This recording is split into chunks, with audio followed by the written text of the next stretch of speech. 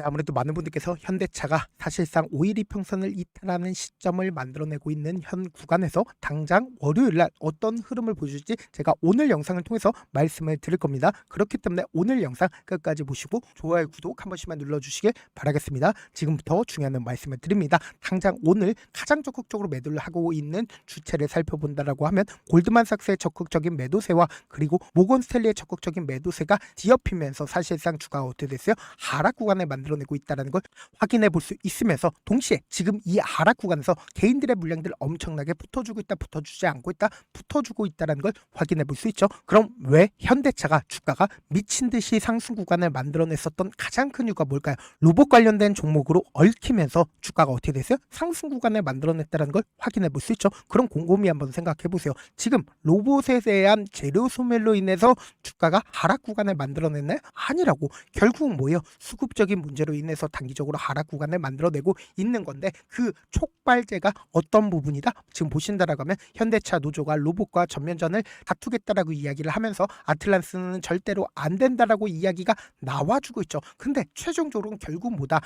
노조가 아무리 이렇게 이야기를 한다 하더라도 차후에 미래 전략은 뭐로 바뀐다? 아틀란스로 바뀔 수밖에 없다고. 그러니까 주식은 결국 뭐로 해요? 기대감으로 인해서 주가가 상승 구간을 만들어내는 거라고. 그런 곰곰이 한번 생각을 해보세요. 지금 사실상 주가가 하락 구간을 만들어내고 있는 가장 큰 이유가 뭘까요? 지금부터 중요한 말씀을 드립니다. 최근에 대차 거래를 중심으로 보신다라고 하면 대차 거래가 기존에 400만 주였었죠. 지금 보신다라고 하면 400만 주였던 거 확인해 볼 수 있죠. 근데 사실상 얼마만큼 늘어났어요? 690만 주까지 늘어났다는 걸 확인해 볼 수 있죠. 그럼 이 말의 의미가 뭐예요? 결국은 그만큼 하방 압력이 강력했었다, 강력하지 않았었다. 하방 압력이 강력할 수밖에 없단 말이에요. 근데 우리가 여기서 명확하게 가져갈 수 있는 부분이 지금 보신다라고 하면 KB증권이 지금 어떤 레포트를 냈어요. 현대차 로봇센텍의 핵심 보안 파트너로 KB증권이 긍정적인 호재로서 여겨질 수 있는 레포트를 발행을 했죠. 근데 이 KB증권 얼마나 악질적인지 아십니까? 지금부터 중요한 말씀을 드립니다. 당장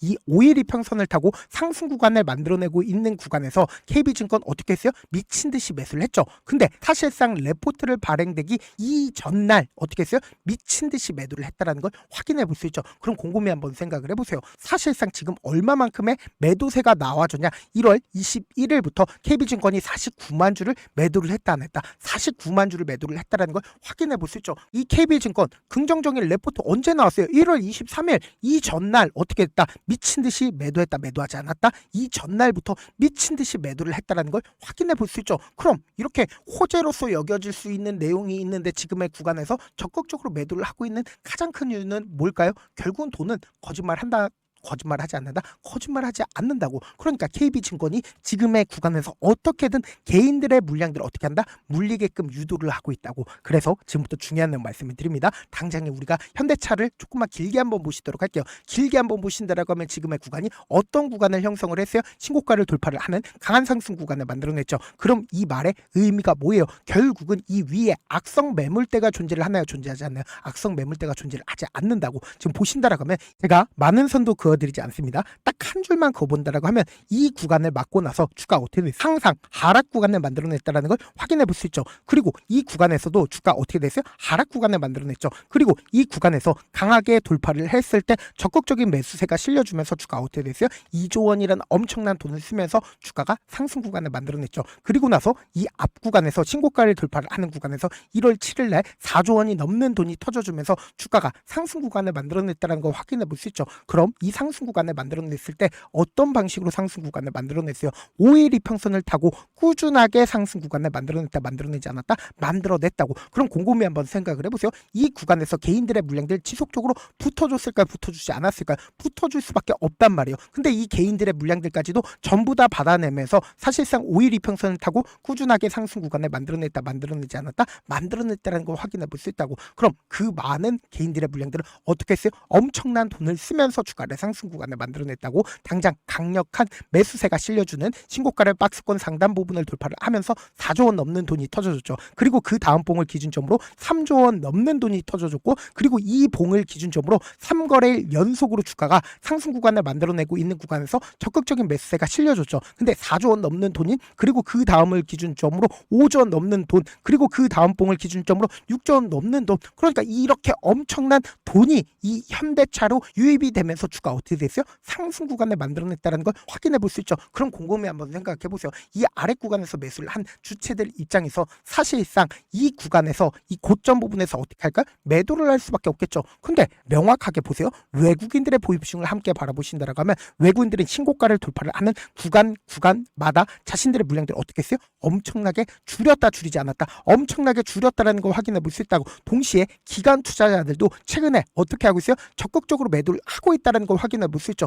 그럼 이 말의 의미가 뭐예요? 결국은 이 상승 구간을 만들어냈을 때 누군가 적극적으로 매수를 했다, 매수를 하지 않았다, 매수를 했다고. 그럼 그 주체들이 지금의 이 하락 구간에서 자신들의 물량들 매도했는지 매도하지 않았는지 확인해 본다라고 하면 어떻게 된다? 수익 극대화될 수가 있겠죠. 지금부터 중요한 말씀을 드립니다. 당장 1월 7일 기준점으로 누가 적극적으로 매수를 했는지를 함께 보시도록 할게요. 지금 보신다라고 하면 JP모건과 UBS 증권, 골드만삭스 가장 적극적으로 매수를 했죠. 근데 이 주체들이 사실상 주가가 상승 구간을 만들어내고 있는 구간에서 자신들의 물량들 거의 대부분 매도했다는 걸 확인해 볼 수 있죠. UBS 증권도 어떻게 했어요? 6,000주밖에 남아있지 않다라는 걸 확인해 볼 수 있고, 골드만삭스도 어떻게 하고 있어요? 자신들의 물량들 거의 대부분 매도했다는 걸 확인해 볼 수 있다 없다, 확인을 해볼 수가 있다고. 그럼 우리가 여기서 명확하게 가져가야 되는 부분이 있습니다. 어떤 거냐? 지금 보신다라고 하면 외국인들은 지금의 구간에서 지속적으로 매도를 했죠. 근데 골드만삭스와 모건스탠리 뭐예요? 공매도 대량 보유자들이라고. 공매도 대량 보유자들이 지금의 구간에서 어떻게 하고 있어요? 자신들의 물량들 지속적으로 매도하고 있다, 매도하지 않고 있다, 매도하고 있다고. 그리고 지금 오늘을 기준점으로도 사실상 적극적으로 매도세가 나와줬다, 나와주지 않았다, 나와줬다라는 걸 확인해 볼 수 있죠.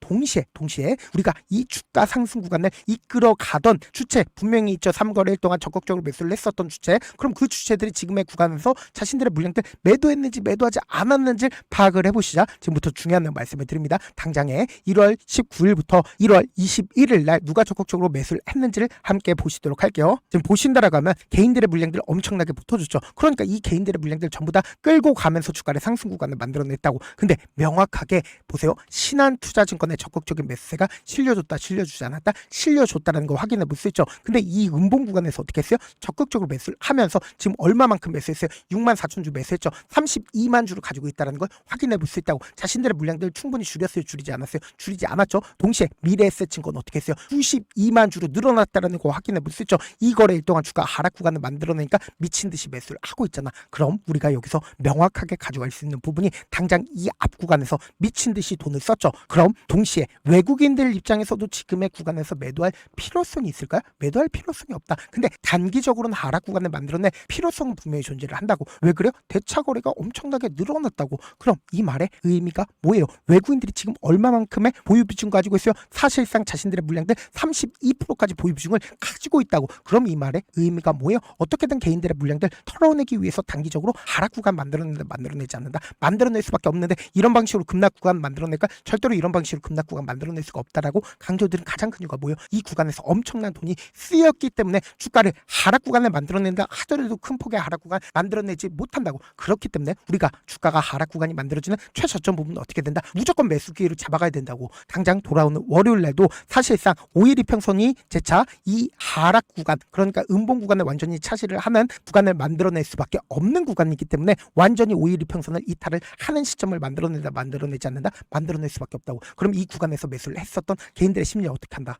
손절 물량들 나올 수밖에 없다고. 그럼 이 손절 물량들 나와주는 최저점 부분 어떻게 된다? 매수기에 무조건 잡아가셔야 된다. 그래서 제가 조금 귀찮더라도 우리 구독자분들 어떻게든 명확한 자리에서 대응할 수 있게끔 제 개인 휴대폰 번호를 남겨둘 테니까 이 번호로 간단하게 현대차라고 문자 한 통 남겨놓으시면 주가 하락 구간이 만들어지는 최저점 부분의 매수 타점이랑 매도 타점을 공유를 해드릴 건데, 제가 분명히 말씀드렸어요. 지금의 구간에선 어설프게 매수하면 돼요, 안 돼요? 안 된다고. 오히려 주가가 단기적으로 하락 구간을 만들어내는 최저점 부분 어떻게 된다? 매수기에 무조건 잡아가셔야 된다. 왜 그래요? 결국은 급락 구간을 만들어낸다 하더라도 그 하락폭이 제한되어 있다, 제한되어 있지 않다, 제한되어 있을 수밖에 없다고. 그렇기 때문에 제가 말씀드린 타점 확인하고 어떻게 하자? 안정적으로 대응하시라고. 지금 너무나도 중요한 구간에 있기 때문에 제가 실시간으로 하나하나 체크를 해드릴 거고, 동시에 제가 운영하고 있는 소통방도 있으니까 소통방 입장까지도 도움을 드려보도록 하겠습니다. 사실 많은 분들께서 주식을 어렵게 생각하는데 어렵게 생각할 필요가 없거든요. 결국 뭐예요? 싸게 매수해서 비싸게 매도하면 돼요. 이렇게 쉬운 결론이 있는데도 우리가 하지 못하는 이유가 뭐예요? 매수를 했지 매도를 했지 명확한 근거나 계획을 가지고, 그리고 중심을 잡고 매매를 하지 못하기 때문이죠. 그래서 매매를 할 때 중심 없이 매매를 하다 보니까 어때요? 올라간다고 매수해놓고 3% 약속일 때 매도하고, 아니면 사놓고 계속 떨어지면 그냥 두시잖아. 그리고는 주변에다가 나는 장기 투자자야 라고 얘기하시잖아. 그래서 이렇게 기준을 잡고 매매를 하지 못하시는 분들 너무나도 많아서 제가 우리 구독자분들이라도 중심을 잡고 매매를 할 수 있게끔 도움을 드리고 있죠. 사실 여러분들이 방송 보면서 혼자서 타점 따라하는 거랑 제가 실시간으로 공유해드린 타점이랑 같아요 달라요? 다르잖아. 제가 방송에서 말씀드린 타점도 그냥 드리는 게 아니라 4시간이고 5시간이고 분석을 한 다음에 또 영상을 만드는데 몇 시간 걸려서 어렵게 공유해드리고 있는데, 문자로 실시간 대응 받으면 직접 눈으로 하나하나 체크가 가능하니까 빠르게 대응이 가능하죠. 그래서 제가 공유해드린 타점 보지 않고 혼자 한다라고 하면 메이저 수급들은 개인들의 심리를 너무나도 잘 파악하고 있기 때문에 지금처럼 주가가 하락 구간이 만들어지는 최저점 부분에서 매수 기회가 오더라도 매수하지 못하고, 주가 상승하는 구간에서 매수를 너무나도 잘했어요. 고점 부분에서 매도하지 못한다라고 하면 어떻게 돼요? 그럼 보기에 하락 구간에서 매수해야 될지 손절해야 될지 고민하신다고. 그렇기 때문에 제가 말씀드린 타점 확인하고 어떻게 하자? 안정적으로 대응하시자. 분명히 말씀드렸어요. 지금의 구간에선 여러분들 절대로 함부로 매도하거나 혹은 지금의 구간에서 매수하면 된다 안 된다? 안 된다고. 오히려 눌린 구간이 만들어지는 최저점 부분은 어떻게 된다? 매수기에 무조건 잡아가셔야 된다. 왜 그래요? 결국 외국인들은 아직까지 자신들의 물량들 충분히 가지고 있다, 가지고 있지 않다, 가지고 있을 수밖에 없다고. 결국은 주가가 단기적으로 하락 구간을 만들어내고 있는 가장 큰 이유가 뭐예요? 결국은 개인들의 물량들 충분히 털어내기 위해서 단기적으로 하락 구간을 만들어내고 있는 거라고. 근데 결론적으로 주가는 어떻게 된다? 또다시 상승 구간을 만들어낼 수밖에 없다고. 왜 그래요? 결국은 신고가를 돌파를 하는 구간에서 엄청난 돈을 쓰였기 때문에 주가를 단기적으로 하락 구간을 만들어낸다 하더라도 이런 방식으로 뺀다? 절대로 뺄 수가 없습니다. 그렇기 때문에 제가 말씀드린 타점 확인하고 어떻게 하자? 안정적으로 당하시자. 다시 한번 강조드려 보도록 할게요.